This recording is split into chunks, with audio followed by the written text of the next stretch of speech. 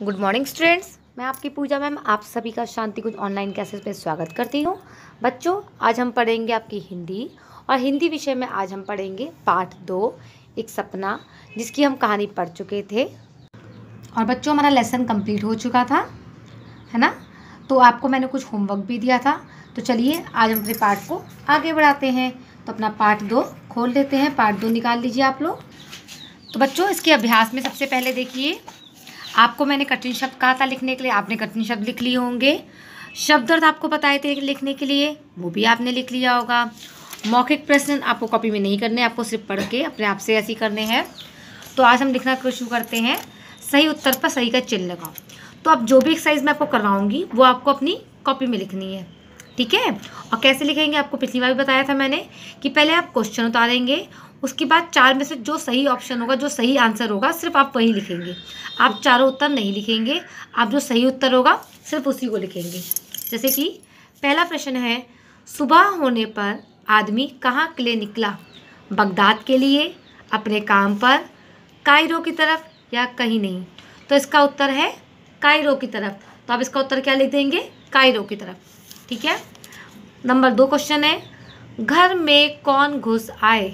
बंदर, चोर, सैनिक या आतंकवादी? तो सही उत्तर है चोर। आप चोर पर राइट कर लीजिएगा। उसके बाद है, आदमी को वली के सामने कितने दिन बाद पेश किया गया? 4, 5, 3 या 8?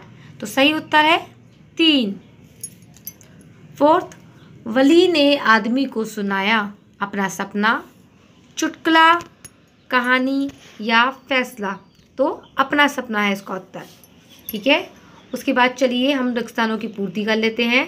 डैश में एक आदमी रहता था, तो आप लिखेंगे बगदाद। उस रात चोरों की एक मंडली डैश के सहारे उसके घर में उतर आई।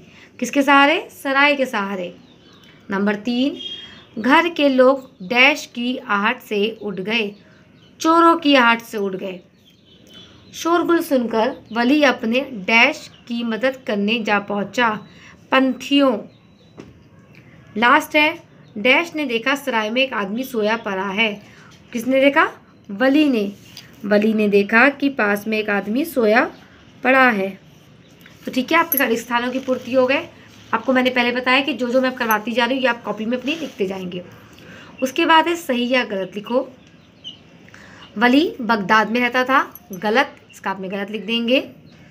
आदमी ने सच में चोरी की थी, गलत, ये भी गलत लिख देंगे आप इसे। वली को एक ही सपना 3 बार आया, तो इसका उत्तर है बच्चों सही, उसको 3 बार सपना आया था। वली ने सपने में जो जगह बताई थी उस आदमी का घर था, जो जगह बताई थी वह उस आदमी का घर था, तो ये भी सही हो गया। तो 2 गलत है आपके और 2 सही हैं, ठीक है। उसके बाद देखिए, निम्नलिखित प्रश्नों के उत्तर लिखो। आपको ये प्रश्न दिए गए हैं, इनके ये उत्तर लिख रहे हैं। तो चलिए हम ये भी कर लेते हैं बच्चों। अपनी कॉपी पेंसिल निकाल लीजिए आप लोग और बहुत ध्यान से देखिए। आदमी कायरो क्यों गया? तो इसका उत्तर आप लिखेंगे, आदमी कंगाल हो गया था, उसको सपने में एक आदमी ने कहा कि कायरो में उसकी किस्मत खुलेगी, इसलिए आदमी कायरो गया। प्रश्न नंबर 2, कायरो में आदमी के साथ क्या घटना घटी? इसका उत्तर आप लिखेंगे, कायरो में आदमी जिस सराय में सोया था उससे लगे घर में चोरों की मंडली चोरी करने के लिए आई थी। वली ने आदमी को जेल में क्यों डाल दिया? वली ने आदमी को जेल में इसलिए डाल दिया क्योंकि जिस घर में आदमी सोया था वहाँ चोर चोरी करके भाग गए और वली को लगा कि चोरी उस आदमी ने की है, ठीक है। उसके बाद देखिए, वली का सपना सुनकर आदमी की आंखें चमक उठी, क्यों?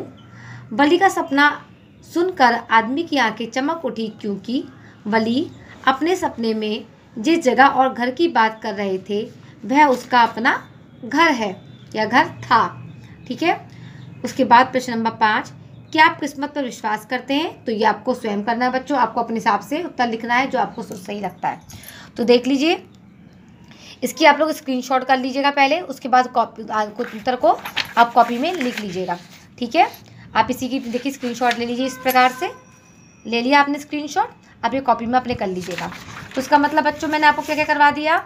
सही उत्तर पर सही का चिन्ह लगाओ, खालिस्तान भरो, सही गलत लिखो और प्रश्नों के उत्तर लिखो। ये सब मैंने आपको करवा दिया है ना। तो 5 क्वेश्चन हो गए। तो ये सारा काम आप किस में करेंगे? अपनी कॉपी में करेंगे, ठीक है। अपनी हिंदी फर्स्ट की कॉपी जो बनवाई है मैंने आपको। और दूसरी काम क्या करेंगे? इसके अलावा आप काम करेंगे वाक्यों में प्रयोग करो। ये आपका होमवर्क है, ये आपको स्वयं करना है। आप खुद से करेंगे। झसा देना, मरम्मत करना, लोटपोट होना, जी तोड़ मेहनत करना। आपको ऐसे वाक्य प्रयोग करने हैं जिनमें इन शब्दों का प्रयोग होता हो, ठीक है।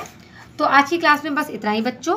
नेक्स्ट क्लास में हम अगला कुछ नया शुरू करेंगे। तब तक के लिए बाय बाय।